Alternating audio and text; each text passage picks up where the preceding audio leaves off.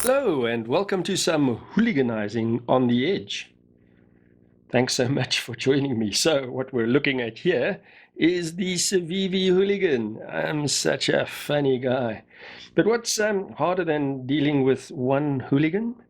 Well, how about dealing with two hooligans?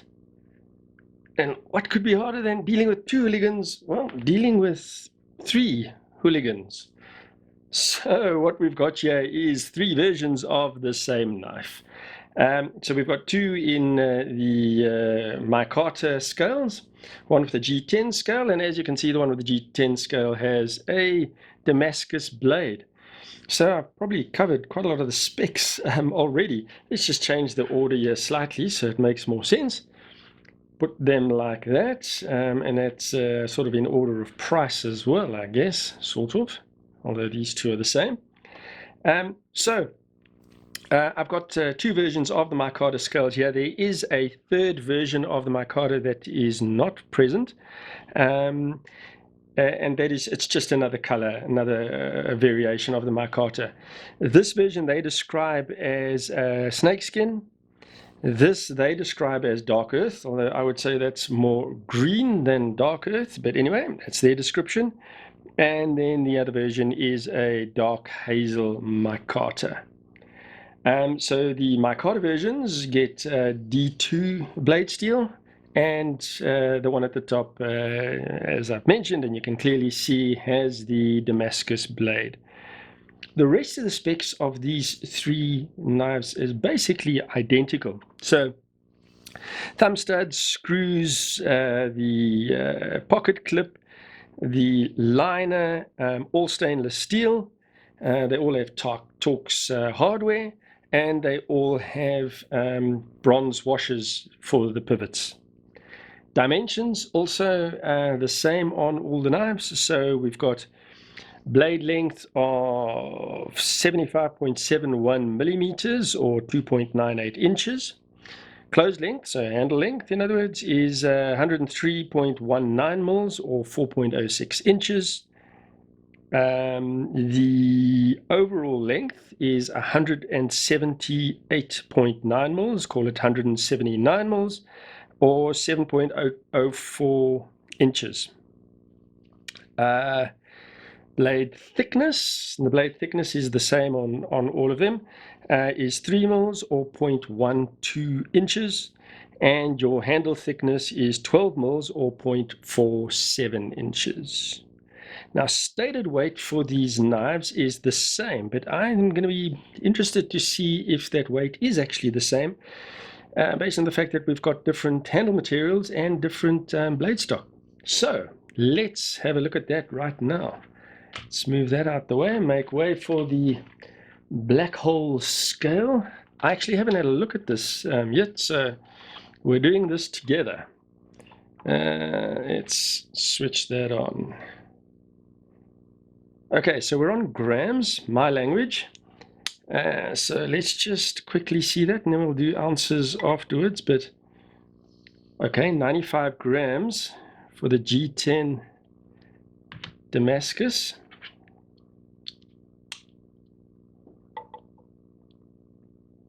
Yeah, so there is a considerable difference. Well, I mean, considerable in terms of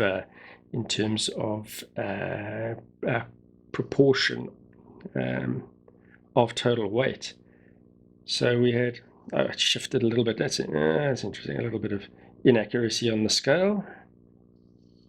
Okay, so it's saying 89 now, and 95 still for that one.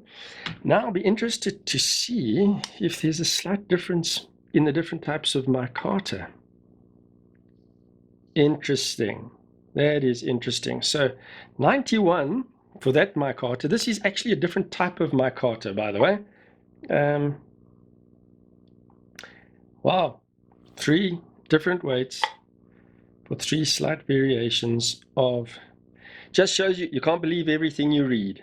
So that doesn't surprise me that that's a little bit heavier. I am surprised that there's that much of a difference between the two micarta scales. All right, let's get there. Oh, sorry. Before I did say to you I was going to give it to you in ounces as well.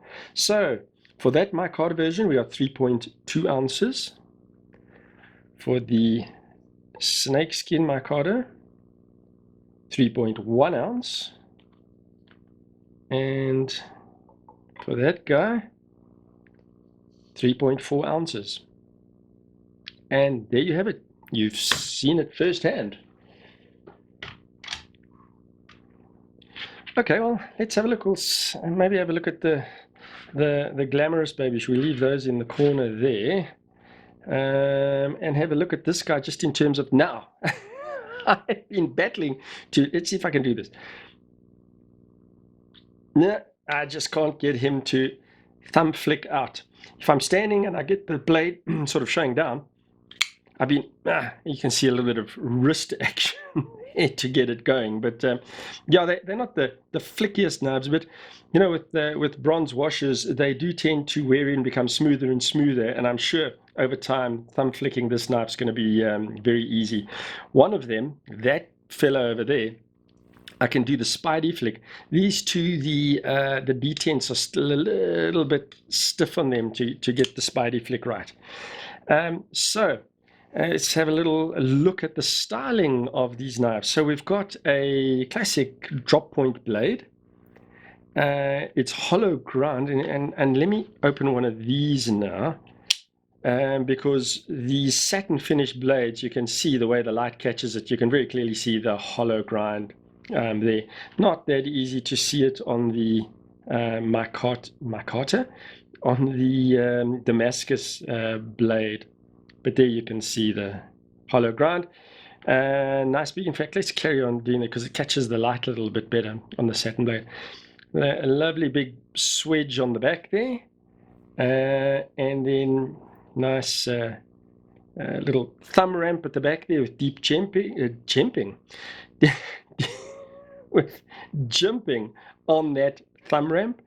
And then we've got this very pronounced little plunge line coming down there. Big sharpening choil in the front there.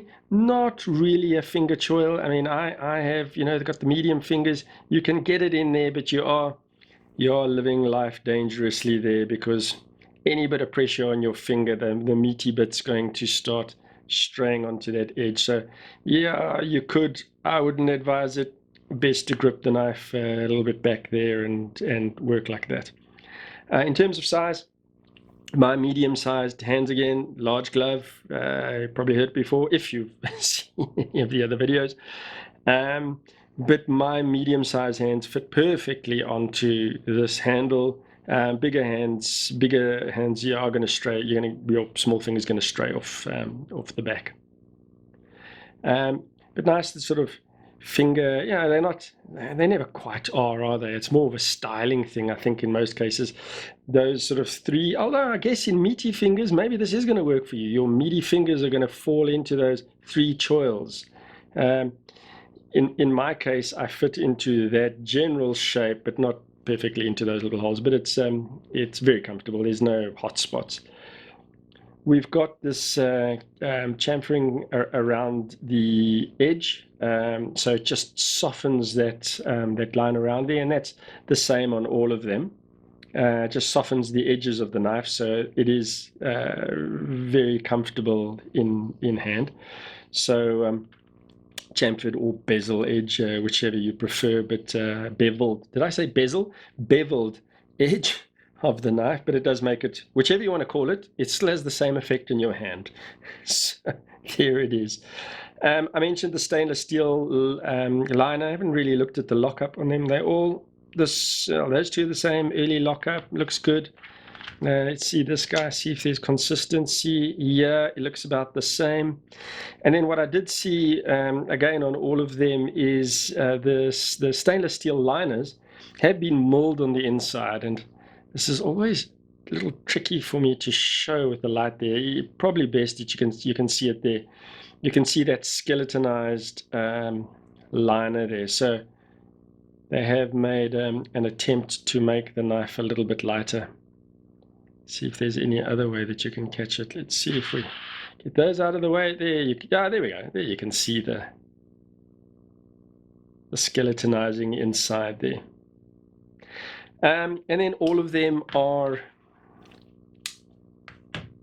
lefties, rejoice.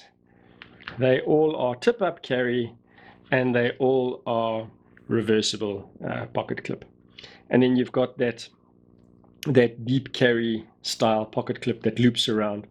The pocket clip is not countersunk, but it does look like there's quite a bit of space in the back there. And we've got a springy clip, also skeletonized, quite a springy clip. So shouldn't be too much. It's probably not a massive space here, but yeah, it shouldn't be a problem on a regular kind of pair of jeans. Shouldn't be an issue. And I mentioned Torx hardware all around, so those who do like scratching inside their knives can do that.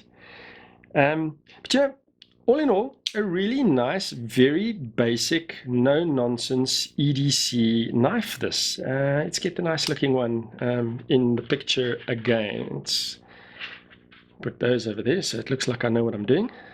How about that? But yeah, there's nothing sort of specifically, dare I say it, there's nothing specific fancy about it. It's just a very kind of bread and butter, basic EDC knife, and nothing wrong with it. It feels very solid. It's a nice discrete size, and it's nothing overbuilt about it. It's all, sort of moderately sized, but still has a decent weight. And difficult to try and describe this to you, but it's one of those knives that just feels compact and solid in your hand. There's nothing that flexes, there's nothing that feels loose. It just feels solidly made, like a knife that is going to serve you well for those basic EDC type jobs. So yeah, good kind of budget choice if you're looking for a good looking, handsome, it's not an ugly knife, but again, I'm going to say it again, a basic EDC knife. From CIVIVI, we know that CIVIVI is a sub-brand of WE Knives. It's kind of their budget version, but a company with a good reputation. They make good stuff. CIVIVI knives as well, those that I've seen are very well made, and time will only tell how durable they are, but there's no reason to believe that they won't be. And the bronze washers, that does lend itself to probably better hard use and certainly less maintenance than having ball bearings. You get crud into ball bearings, and then you've got to try and blow it out there with compressed air or strip it down. Very seldom, you probably never really have to do that with a bronze washer. The dirt doesn't really get into any nooks and crannies there. So I think I've pretty much covered all there is on this basic, solid knife. Good EDC choice if you're looking for something and you're on a bit of a budget. Well, in fact, even if you're not on a budget and you're just looking for an EDC that you won't feel too bad about getting dirty and scratched up, a really nice choice. Just one thing I did want to mention: this snakeskin micarta is a very different texture to the other. So it's almost like it's got a looser weave in the micarta, if you compare that micarta and that. But when you feel them, this snakeskin micarta, it's almost like it's been sanded down a bit more. So it's a slicker feel. It doesn't feel quite as secure in hand as this micarta. You use it, don't use it, but it's just a little observation that I made. And then the G10 has a bit more of a texture to it. It feels the most grippy of these options. Again, these three knives have been supplied to me by Blades and Triggers in South Africa. I really appreciate that. They've given them to me to play around with a few days and form an opinion on them. They are, I've mentioned this before, national footprint in South Africa. Check out their website, BNT Online. Great range of knives. Good bunch of guys. So these knives through BNT for the Damascus version is 1,910, and then the D2 micarta version is 1,375. I've mentioned this before.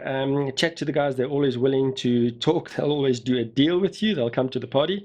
They are looking to make sort of longer term clients, customers. And then these knives on Blade HQ, for those who are interested globally in the dollar price. The Damascus version at Blade HQ, checked online, is $74.80. And the D2 micarta is $54. So a really good, nice value, solid, basic knife. Nothing to complain about here. So guys, that's pretty much all I have for you. So that was the CIVIVI Hooligan. Thanks so much for joining me again today. I really appreciate it. And do please subscribe. I'd love you to join me more often. And other than that, you go well and God bless.